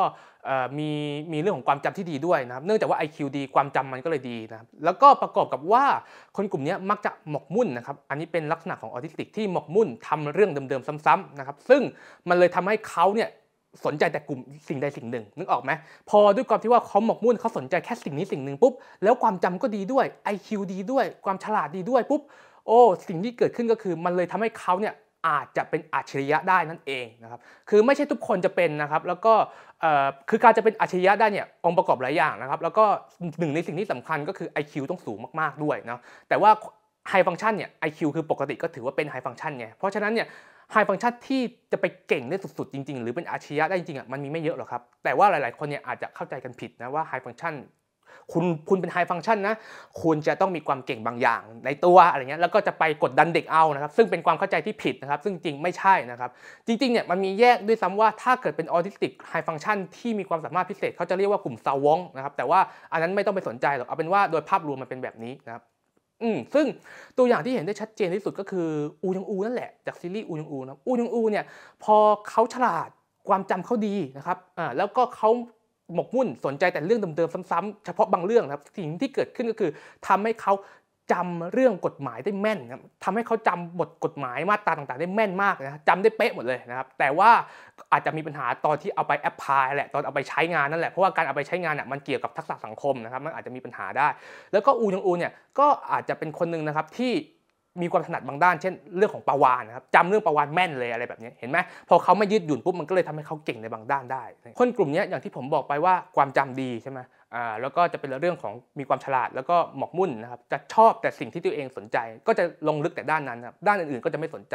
มันก็เลยทำให้เขาเก่งด้านนั้นคนส่วนใหญ่เนี่ยมันก็เลยพอประกอบรวมกันเป็นแบบนี้ High Function ส่วนใหญ่ก็เลยจะสนใจอะไรที่มันเป็นอะไรที่ตรงไปตรงมาแล้วก็ตรงๆแล้วก็เป็นอะไรที่แบบเป็นสิ่งที่เขาถนัดที่เขาชอบส่วนมาก High Function มักจะชอบเรื่องของคณิตศาสตร์สมการอะไรเงี้ยฟิสิกส์ดาราศาสตร์ทฤษฎีดนตรีครับแผนที่อะไรแบบนี้หรืออาจจะเป็นเกี่ยวกับ IT คอมพิวเตอร์พวกนี้ High Function จะชอบมากนะครับเพราะว่าด้วยความที่ว่า IQ เขาดีนะครับเขาไปได้ไกลแล้วก็เขาชอบอะไรที่มันตรงไปตรงมาคอมพิวเตอร์นึกออกไหมมันเป็นแค่0101มันมีแค่แต่คำสั่งเป็นคำสั่งนะคอมพิวเตอร์เนี่ยทำอะไรก็แล้วแต่มันจะเป็นไปตามออเดอร์นะครับมันจะเป็นไปตามคำสั่ง High Function เลยชอบนะครับเพราะว่ามันตรงไงมันไม่เหมือนกับงานสายอื่นที่ว่ามันไม่ตรงเงี้ยโดยเฉพาะงานอะไรที่ต้องเกี่ยวกับสังคมเกี่ยวกับคนเยอะๆเนี่ย High Function จะไม่ชอบนะครับจะเป็นลักษณะแบบนั้นแล้วก็ อะไรที่ตัวเองสนใจนะครับก็จะจำในด้านนั้นได้แม่นนะครับอย่างเช่น High Function หลายๆคนเนี่ยจำปฏิทิน100 ปีได้อะไรแบบนี้หลายๆคนเนี่ยจำแผนที่ได้เนี่ยคือ High Function เนี่ยมักจะชอบจำอะไรด้วยภาพด้วยอะไรแบบนี้เพราะฉะนั้นเนี่ยบางทีเนี่ยเขาอาจจะจำอะไรที่แบบแผนที่นะครับปฏิทิน100 ปีเนี่ยเขาจะเหมือนกับเขาจะเมมภาพอยู่ในหัวเขาจะเห็นภาพครับเขาจะดูเป็นภาพแล้วก็เขาจะเมมภาพไว้ในหัวแบบนี้นะแล้วก็หลายๆคนเนี่ยมีความเก่งในด้านนั้นในระดับแฟนพันธุ์แท้เลยนะครับก็คือเหมือนกับว่าด้วยความที่ว่าเขาชอบอะไรมากๆเนี่ยเขาก็จะคลั่งแล้วก็จะอยู่แต่สิ่งนั้นนะครับก็เป็นความถนัดความเก่งของเขานะครับมันก็เลยทำให้เขาเนี่ยอาจจะแบบรู้ลึกในระดับแฟนพันธุ์แท้นะครับอันนี้หมอบอกผมเองนะครับหมอที่เป็น advisor ของผมเนี่ยบอกว่าคนไข้ของเขาบางคนเนี่ยเคยไปเล่นรายการแฟนพันธุ์แท้ด้วยนะอะไรแบบนี้นะครับนี่คือสิ่งที่เป็นนะครับแล้วก็อันนี้เป็นเรื่องเล่านะครับที่เป็นเรื่องเล่าของเพื่อนผมที่เขาเคยอยู่ที่อังกฤษนะแล้วเขาก็บอกว่าคนที่นั่นเนี่ยเขามีวิธีอย่างหนึ่งจัดการกับคนเป็น high function ก็คือถ้าเกิดว่าชอบเรื่องไหนให้ทำงานด้านนั้นมีเพื่อนเขาคนหนึ่งชอบเกมคอมพิวเตอร์ครับบริษัทเกมเลยจ้างเพื่อนคนนั้นไปทำงานเกี่ยวกับการตรวจสอบความผิดพลาดความเออร์เลอร์ของเกมคอมพิวเตอร์นะครับปรากฏว่าเงินดีมากครับเพราะอะไรเพราะเป็นงานที่คนทั่วไปเขาทำไม่ได้กันเพราะว่าคนคนนั้นเนี่ยมันนั่งเล่นเกมได้ทั้งวันเลยมันชอบนึกออกไหมมันก็นั่งเล่นของมันได้ทั้งวันเลยแล้วมันก็นั่งเล่นอย่างเดียวไม่พอนะมันลงดีเทลเยอะด้วยมันจับผิดตลอดเลยเพราะฉะนั้นเนี่ยเป็นสิ่งที่บริษัทเกมเขาชอบมากครับเพราะว่ามันลงดีเทลได้เยอะนะมันลงรายละเอียดได้เยอะนะมันสามารถจับผิดข้อผิดพลาดของเกมเขาได้เยอะมากแล้วมันก็นั่งเล่นเกมเขาได้ทั้งวันคนทั่วไปทำไม่ได้ครับทนทำแบบนี้ไม่ได้เพื่อนผมคนนี้เลยเล่าว่าออทิสติกคนนั้นได้เงินเยอะมากอะไรแบบนี้เพราะมันเหมือนกับเป็นอาชีพเฉพาะที่คนทั่วไปทำไม่ค่อยได้กันอะไรแบบนี้นี่คือลักษณะของ High Function ส่วนใหญ่จะเป็นแบบนี้นะครับซึ่งส่วนน้อยนะครับที่จะเป็นแบบผมก็คือมาเรียนสาย Social Science นั่นก็คือสาย Psychology อะไรแบบนี้เนาะอาจจะเป็นส่วนน้อยนะครับส่วนใหญ่จะไม่ค่อยชอบด้านนี้กันเท่าไหร่เนาะลักษณะของคนที่เป็น High Function นะครับที่ประสบความสำเร็จเยอะๆนะครับก็อาจจะเป็นอัลเบิร์ตไอน์สไตน์นะครับแล้วก็อีลอนมัสก์นะครับบิลเกตอะไรเงี้ยอันนี้พวกนี้คือเป็นนะครับแล้วก็อย่างเซอร์ไอแซคนิวตันก็คาดว่าอาจจะใช่นะครับแต่ว่ายังไม่ชัวร์ว่าใช่ไหมเพราะว่ายุคนั้นมันหลายร้อยปีแล้วนะครับแต่คาดว่าน่าจะใช่นะอะไรแบบนี้นะครับซึ่งส่วนใหญ่เนี่ยคนกลุ่มนี้ด้วยความที่ว่าอาการมันน้อยไงนึกออกไหมแล้วก็อีกหนึ่งคนนะครับที่เห็นชัดๆเลยครับก็คืออูยองอูนั่นแหละตัวละครในซีรีส์นะครับอูยองอูนะครับอันนี้ก็ไฮฟังก์ชันชัดเจนนะครับก็นี่แหละคือสิ่งหนึ่งที่เราได้เห็นชัดๆว่าไฮฟังก์ชันมันเป็นแบบนี้เพราะฉะนั้นเนี่ยกลุ่มไฮฟังก์ชันเนี่ยอาจจะเป็นกลุ่มหนึ่งที่น่าสงสารอย่างหนึ่งตรงที่ว่าคนส่วนใหญ่ไม่คิดว่าเป็นออทิสติกครับหรือบางคนไม่เชื่อด้วยซ้ำว่าเป็นออทิสติกแต่เขาเชื่อว่าเป็นสิ่งที่เป็นสันดานนิสัยเสียเองเขาเชื่อแบบนั้นกันครับเรามาดูกันครับว่าคนส่วนใหญ่เวลาเขามองออทิสติกไฮฟังก์ชันเนี่ยเขามองว่าไฮฟังก์ชันเนี่ยเป็นคนอย่างไรนะครับซึ่งเขาไม่มองว่าเป็นออทิสติกแต่เขามองว่าเป็นคนลักษณะแบบนี้ครับเขามองว่าเป็นคนที่มีนิสัยตรงเกินไปนะครับตรงแบบขวานผ่าซากนะครับเป็นคนที่ไม่มีมารยาทไม่มีกาลเทศะดูมึนๆนะครับดูกวนตีนปากไม่ดีปากหมานะครับเป็นคนที่ดูจะไม่ค่อยเข้าใจมุกเท่าไหร่นะครับแล้วก็อาจจะไม่เข้าใจความหมายซ้อนนะครับก็ด้วยความที่ว่าขาดทักษะสังคมเนาะแล้วก็เป็นคนที่เข้าใจอะไรแต่ตรงๆนะครับซื่อๆตรงๆนะครับแล้วก็อาจจะแบบถูกปั่นหัวได้ง่ายนะครับดูไม่ค่อยทันคนนะครับแล้วก็ดูแบบถ้าใครที่ไม่เข้าใจอาจจะดูเหมือนกับว่าคนนี้เป็นคนที่มีปัญหาทางจิตนะครับว่าง่ายก็คือเป็นคนบ้านะครับแล้วก็ดูจะเป็นคนที่มีแบบเจ้าพ่อทฤษฎีนะครับดูจะเป็นเจ้าพ่อทฤษฎีว่าง่ายดูแต่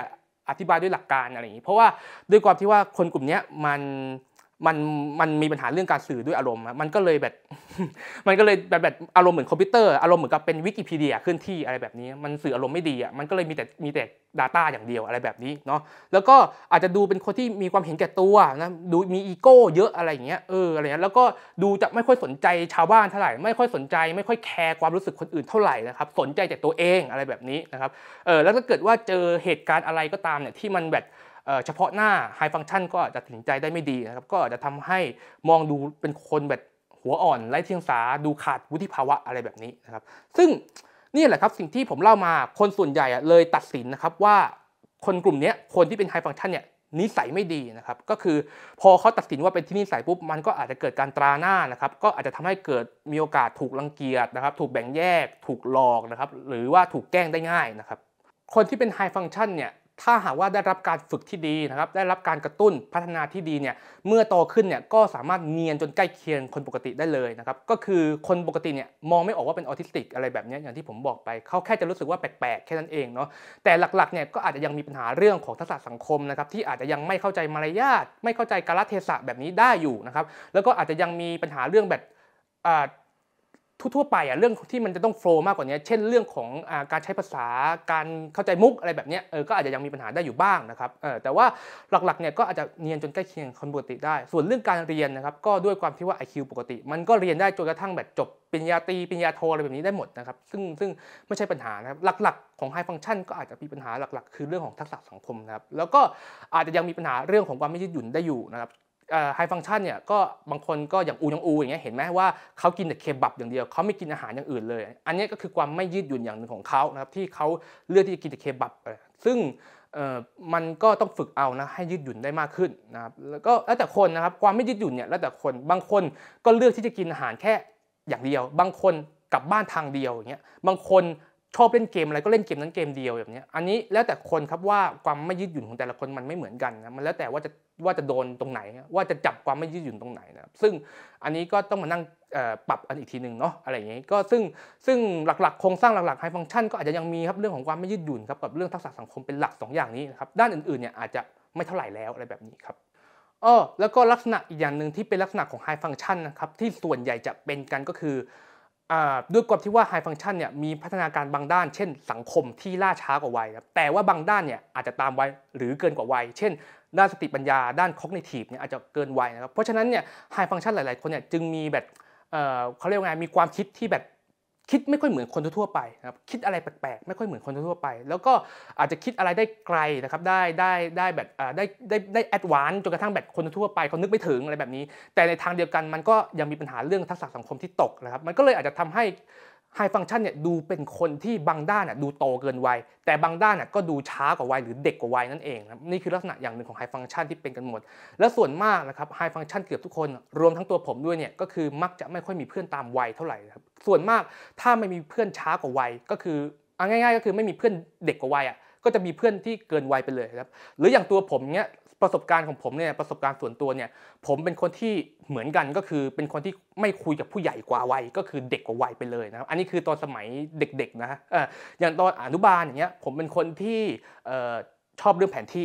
ประเทศไทยจำได้หมดเลยแผนที่ประเทศไทยถามหน่อยเถอะว่าจะไปคุยกับเด็กอนุบาลด้วยกันรู้เรื่องไหมมันคุยไม่รู้เรื่องใช่ไหมเพื่อนมันตอบไม่ได้หรือผมชอบถามคำถามแปลกๆเช่นทำไมกลางคืนถึงมืดทำไมท้องฟ้าถึงสว่างอย่างเงี้ยหรือคำถามที่ว่าแบบเสาไฟฟ้าเราสนใจเงี้ยทำไมเสาไฟฟ้าต้นนี้ถึงเป็นแบบนี้อะไรที่ทำให้เราเรียกเสาไฟฟ้าอันนี้ว่าเสาไฟฟ้าแรงสูงแบบนี้ผมถามเถอะเด็ก6 ขวบด้วยกันมันจะตอบได้ไหมเพื่อนที่เป็น6 ขวบด้วยกันมันตอบไม่ได้นะครับ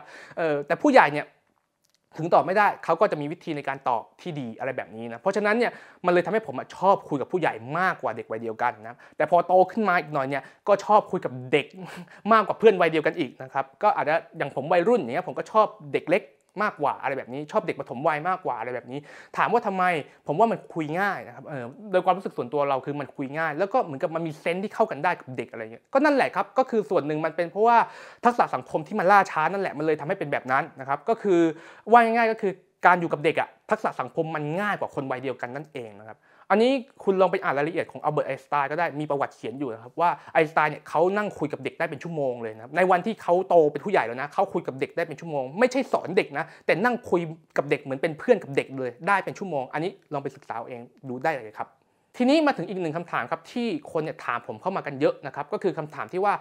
Asperger Syndrome ครับกับ Autistic High Function เนี่ยมันต่างกันอย่างไรนะครับคำตอบก็คือมันต่างกันแค่เกณฑ์วินิจฉัยเท่านั้นเองครับมันไม่ได้มีอะไรต่างกันขนาดนั้นผมอธิบายให้ฟังคืออย่างนี้ครับคือเกณฑ์วินิจฉัยเก่าเราเรียกว่า DSM-4 นะครับคือเขาแยก Asperger Syndrome กับ Autistic ออกจากกันมันคือคนละโรคกันนะครับมันต่างกันอย่างไรนะครับมันต่างกันตรงที่ว่า Asperger Syndrome เนี่ยอธิบายอย่างนี้ดีกว่าคนปกติเป็นสีขาวนะครับAutistic เป็นสีดำ Asperger Syndrome จะเป็นสีเทาๆหมายความว่า Asperger Syndrome เนี่ยจะมีบางอย่างคล้ายออทิสติกหรือเหมือนออทิสติกแต่จะน้อยกว่าและเบาบางกว่านั่นเองและอาจจะมีองค์ประกอบไม่ครบเท่าออทิสติกนี่คือ Asperger Syndrome ซึ่งเกณฑ์หลักๆของ Asperger Syndrome ก็คือ มันจะมีเรื่องของความไม่ยืดหยุ่นกับเรื่องของทักษะสังคมที่มีปัญหานะครับแต่ว่าด้านภาษาเนี่ยจะปกติอันนี้คือ Asperger syndrome นะครับจะเป็นอย่างนี้นะครับแต่ว่าในปัจจุบันเนี้ยพอเป็นเกณฑ์วินิจฉัยใหม่เนี่ย DSM-5 เนี่ยเขารวมทั้งกลุ่มเนี่ยเป็น ASD ก็คือ Autism นะครับ Autism Spectrum Disorder เขารวมเป็นโรคเดียวกันไปแล้วนะครับก็คือ Asperger syndrome มันก็คือออทิสติกอย่างหนึ่งไปแล้วในปัจจุบันนี้นะครับนี่คือความแตกต่างนะครับซึ่งปัจจุบันนี้ก็แล้วแต่คนจะเรียกครับก็อาจจะเรียกว่าเป็น High Function ก็ได้นะครับก็คือ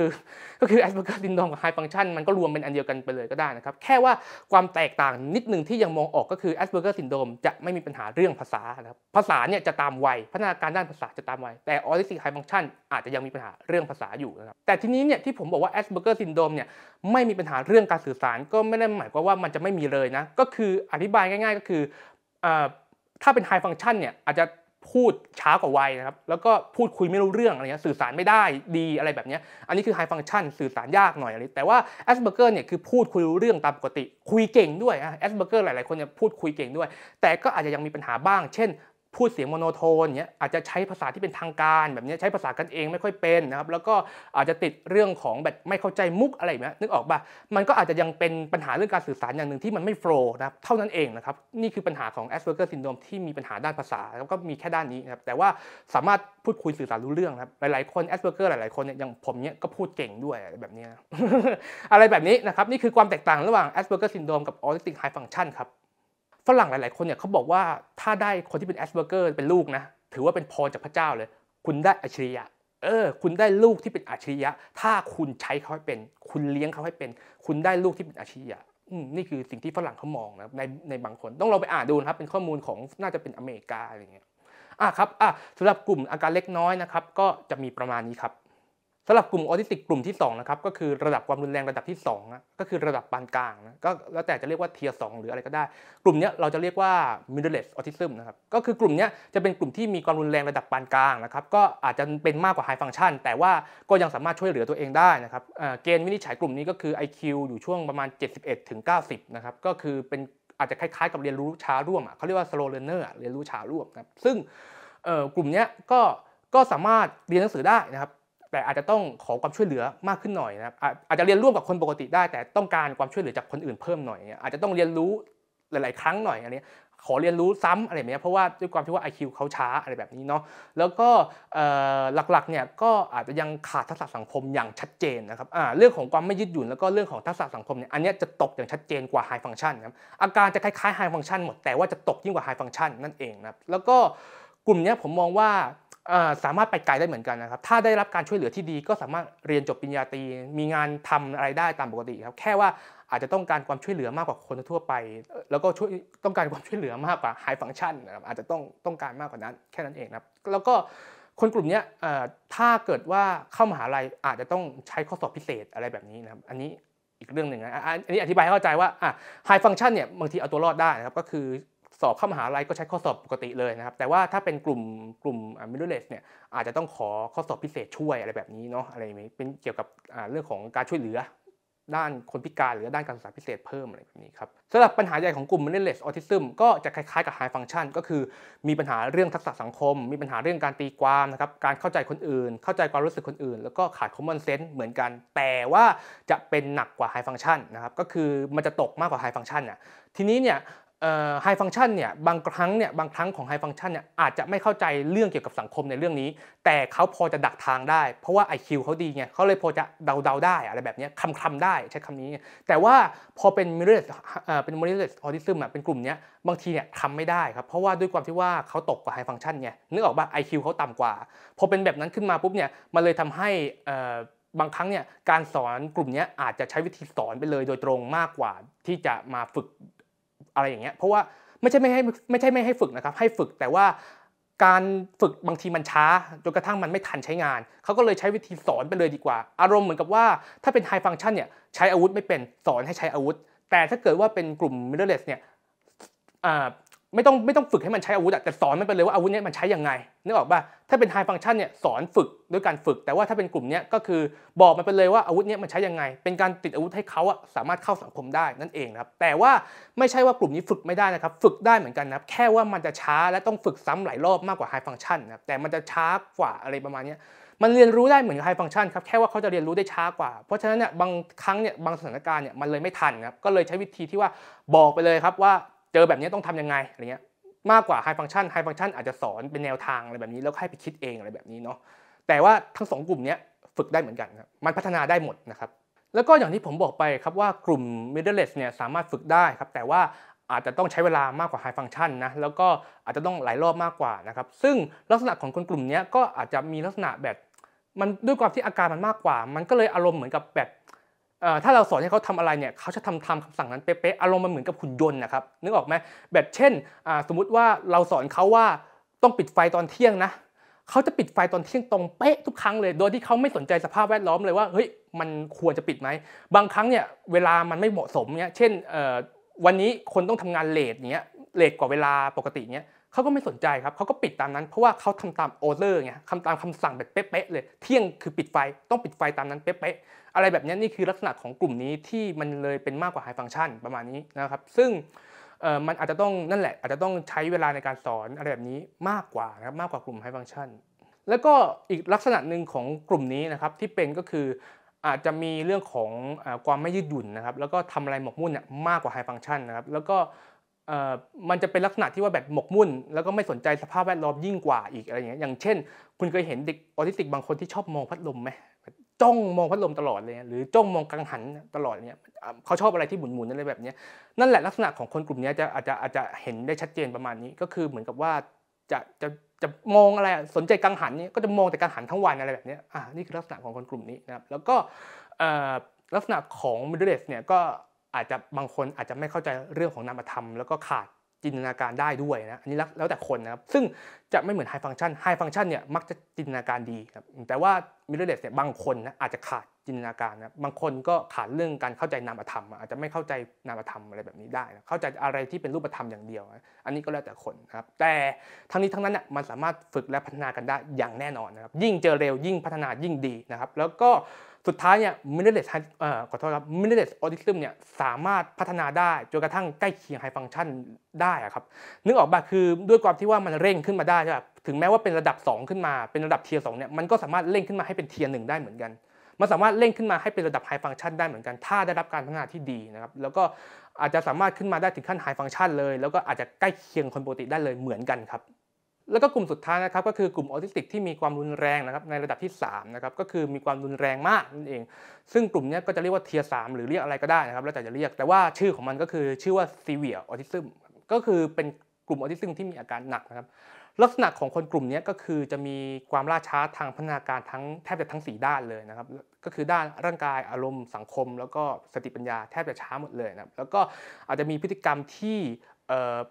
ไม่ใช่แค่ขาดทักษะสังคมก็คือขาดทักษะสังคมแต่ว่าแทบจะเข้าสังคมจริงๆได้ยากมากอาจจะต้องมีคนดูแลตลอดอาจจะต้องมีคนช่วยเหลือประกบเรื่อยๆอะไรแบบนี้แล้วก็อาจจะมีพฤติกรรมที่ทำอะไรซ้ำๆแบบจุดสุดนึกออกป่ะยกตัวอย่างเช่นเด็กซีเวียบางคนมันทุบหัวแบบนี้อย่างเงี้ยครับแล้วมันก็ทำแบบนี้ทั้งวันเลยอะไรแบบนี้แล้วก็ด้วยความที่ว่ามันซ้ำอย่างนี้ไม่พอมันเบรกอารมณ์ไม่ได้ด้วยอะไรแบบนี้มันก็นึกออกป่ะบางคนก็แบบโวยวายแบบอะไรทั้งวันอะไรแบบนี้นี่คือลักษณะของซีเวียออทิสซึมนะครับที่บางทีเขาเบรกอารมณ์ด้วยตัวเองไม่ได้เลยด้วยซ้ำอาจจะต้องมีคนอื่นมาช่วยเบรกนะครับอันนี้คือลักษณะอย่างหนึ่งซึ่งถือว่ากลุ่มนี้อาการหนักครับอาการรุนแรงผมขอยกตัวอย่างภาพให้เห็นชัดๆแล้วกันว่าคนที่เป็นซีเวียออทิสซึมเป็นอย่างไรนะครับก็จะเป็นคนหนึ่งนะครับที่เป็นตัวละครในซีรีส์อูยองอูที่เป็นซีเวียออทิสซึมนะครับซึ่งคนนี้เป็นคนที่เขาอยู่ในตอนที่3นะถ้าผมจะไม่ผิดก็คือตอนที่เป็นน้องชายที่ตอนแรกเหมือนกับถูกกล่าวหาไว้ฆ่าพี่ชายนะครับเดี๋ยวผมขออนุญาตดูชื่อแป๊บหนึ่งเขาชื่อว่าอะไรนะครับโทษทีนะครับพอดีผมไม่ใช่แฟนบันธุ์แท้ซีรีส์อูยองอูนะผมเลยจำชื่อไม่ได้ครับเขาชื่อว่าคุณคิมจงอุนนะครับก็คนนี้เปิดภาพให้ดูเลยคนนี้เสื้อเหลืองๆเนี่ยใส่แว่นดำเนี่ยคนนี้แหละคือคนนี้อายุจริงๆ20 กว่าแล้วนะถ้าจะไม่ผิดในซีรีส์บอกว่าอายุ26ครับแต่ว่าสติปัญญาเทียบเท่ากับเด็กอายุ6 ถึง 10 ขวบ เห็นไหมคือมันล่าช้าครับมันล่าช้าจนกระทั่งแบบเทียบเท่าเด็กอายุ6 ถึง 10 ขวบแล้วก็คนนี้เป็นคนที่สื่อสารไม่ได้เลยครับแทบจะพูดอะไรไม่ได้เลยพูดได้แค่คำ2 คำแล้วก็เป็นการพูดที่มันไม่ได้เกี่ยวข้องกับการสนทนาจริงๆด้วยก็คือพูดโดยที่ไม่เข้าใจความหมายนะแล้วก็พูดโดยที่สื่อสารไม่ได้นั่นเองอาจจะพูดได้แค่คำพูดคำนี้คำเดียวแล้วก็จะพูดแบบนี้ตลอดเลยอะไรแบบนี้โดยที่มันไม่ใช่การสื่อสารจริงๆนั่นเองอะไรแบบนี้อันนี้คือลักษณะของ Severe Autism เห็นไหมว่าคุณแม่เขาต้องดูแลตลอดเลยเวลาเขาอารมณ์ขึ้นแบบว้าวทุบโต๊ะอะไรเงี้ยเห็นไหมว่าคุณแม่ต้องเป็นคนเบรกอารมณ์เขาเบรกอารมณ์ตัวเองไม่ได้เลยนี่คือลักษณะของ Severe Autism สำหรับกลุ่ม Severe Autism เนี่ยหลักๆก็สามารถพัฒนาได้แค่ประมาณว่าให้ใช้ชีวิตประจำวันได้ครับเช่นสามารถกินข้าวอาบน้ำแปรงฟันได้อะไรแบบนี้เนาะแล้วก็หลักๆก็ทำได้แค่ประมาณนี้แล้วก็อาจจะต้องคอยมีคนดูแลตลอดครับแล้วก็ Severe Autism เนี่ยบางคนเป็นหนักถึงขนาดที่ว่า sensory หนักเลยจริงๆเช่นอาจจะถึงขั้นไม่รู้สึกอะไรเลยเช่นไม่มีความรู้สึกแบบยังไงแบบไม่เจ็บปวดอันนี้แบบสมมุติโดนตีโดนอะไรก็ไม่รู้สึกไม่เจ็บปวดคือเหมือนกับว่า sensory เขาหนักมากจริงๆอะไรแบบนี้นะแต่ว่าข้อมูลที่ผมพูดมาเนี่ยมันก็อาจจะเป็นข้อมูลที่เก่าระดับหนึ่งนะตามข้อมูลใหม่เนี่ยเขาบอกว่าเหมือนกับว่า Severe Autism เนี่ยถ้าได้รับการกระตุ้นพัฒนาการนะครับตั้งแต่แรกๆเลยเนี่ยแล้วก็ช่วยเหลืออย่างต่อเนื่องเนี่ยก็สามารถขึ้นมาได้เกินกว่าที่จะช่วยเหลือแค่ตัวเองในชีวิตประจำวันก็สามารถทำได้มากกว่านั้นเหมือนกันก็อาจจะสามารถเรียนหนังสือง่ายๆได้นะครับแล้วก็อาจจะสามารถที่จะทำงานง่ายๆเช่นเป็นพนักงานเดินเอกสารขอโทษครับเป็นพนักงานเดินเอกสารอะไรแบบนี้หรืออาจจะเป็นบาริสต้าได้อะไรแบบนี้อาจจะทำได้นะเสิร์ฟกาแฟอะไรแบบนี้อาจจะทำได้ก็คือเป็นงานที่ไม่ซับซ้อนที่มันไม่ยากจนเกินไปถ้าเรากระตุ้นเขาดีๆก็ Severe Autism ก็สามารถขึ้นมาได้ไกลเหมือนกันครับในปัจจุบันนี้นะด้วยการแพทย์ปัจจุบันนี้ที่พัฒนาไปมากขึ้นครับสำหรับข้อมูลในวันนี้ก็จะมีประมาณนี้นะครับก็หวังว่าจะทำให้ทุกๆคนเนี่ยเข้าใจเกี่ยวกับออทิสติกได้ไม่มากก็น้อยนะครับซึ่งผมมองว่าข้อมูลที่ได้รับในวันนี้ก็ค่อนข้างที่จะมากเพียงพอละที่จะทำให้รู้ภาพรวมเกี่ยวกับออทิสติกทั้งหมดนะครับก็ใครที่สนใจนะครับอาจจะเป็นผู้ปกครองนะครับเป็นพ่อแม่ที่มีลูกเป็นหรือว่าคนในครอบครัวต้องดูแลหรือว่าบางคนมีแฟนเป็นแบบนี้ก็หวังว่าจะเป็นข้อมูลที่ช่วยทำให้เข้าใจได้ไม่มากก็น้อยครับหรือใครที่ดูอูแล้วแบบชอบอยากศึกษาต่อก็หวังว่าจะเป็นข้อมูลที่ช่วยได้ไม่มากก็น้อยนะครับสำหรับรายละเอียดลึกๆเนี่ยผมมีพูดรายละเอียดลึกกว่านี้อีกนะแต่จะเป็นกลุ่มของ Asperger High Function นะครับซึ่งกลุ่มนี้มันก็จะพูดถึงแบบแยกประเด็นออกมาเป็นคลิปเป็นช็อตๆเลยที่จะละเอียดมากนะครับมีอยู่ในช่อง YouTube นะครับก็ชื่อว่าชื่อซีรีส์นะครับชื่อซีรีส์คลิปนะชื่อว่ารู้จักกับโรค Asperger ไปกับพีสุรเชษฐ์นะครับแต่ว่าเดี๋ยวจะทำการอัดใหม่แล้วเพราะว่าด้วยความที่ว่าณตอนนั้นมันคลิปมันเก่านะครับตอนนั้นเรายังแบบมีปัญหาอะไรคือเรายังไม่พัฒนาจนถึงปัจจุบันนี้นะครับปัจจุบันนี้เราด้วยเทคนิคด้วยการพูดอะไรเราดีขึ้นด้วยข้อมูลที่มีมากขึ้นเพราะฉะนั้นเดี๋ยวเราจะทำการอัดใหม่อีกทีนึงนะครับแต่ว่าใครที่สนใจก็ไปดูของเก่าก่อนก็ได้นะครับแล้วก็หวังว่ามันจะเป็นข้อมูลที่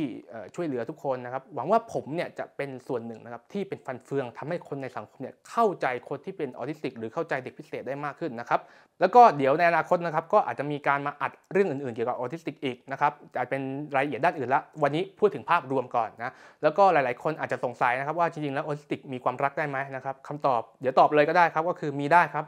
มันก็เป็นคนนะครับมันก็มีความรู้สึกนะมันก็มีหัวใจนะครับมีความรู้สึกเหมือนกันนะครับมันก็เป็นคนนะเพราะฉะนั้นเนี่ยเขามีความรักได้นะครับแต่ว่ารายละเอียดเดี๋ยวเรามาพูดอีกทีนึงนะครับในคลิปตอนนี้มีแน่นอนนะครับคลิปเกี่ยวกับความรักของออทิสติกมีแน่เพราะว่ามีคนขอหลายคนโดยเฉพาะออทิสติกที่เป็นผู้ชายแบบวัย20 กว่าขึ้นไปถามผมมาหลายคนมากเลยเพราะฉะนั้นเดี๋ยวเราค่อยมาว่ากันในคลิปนั้นนะครับสำหรับคลิปนี้ก็จะพูดถึงภาพรวมทั้งหมดนะครับก็หวังว่าข้อมูลทั้งหมดนี้จะมีประโยชน์กับทุกคนนะครับนี่คือข้อคิดดีๆจากพีสุรเชษฐ์หวังว่าข้อมูลนี้จะมีประโยชน์กับทุกคนครับขอบคุณมากครับ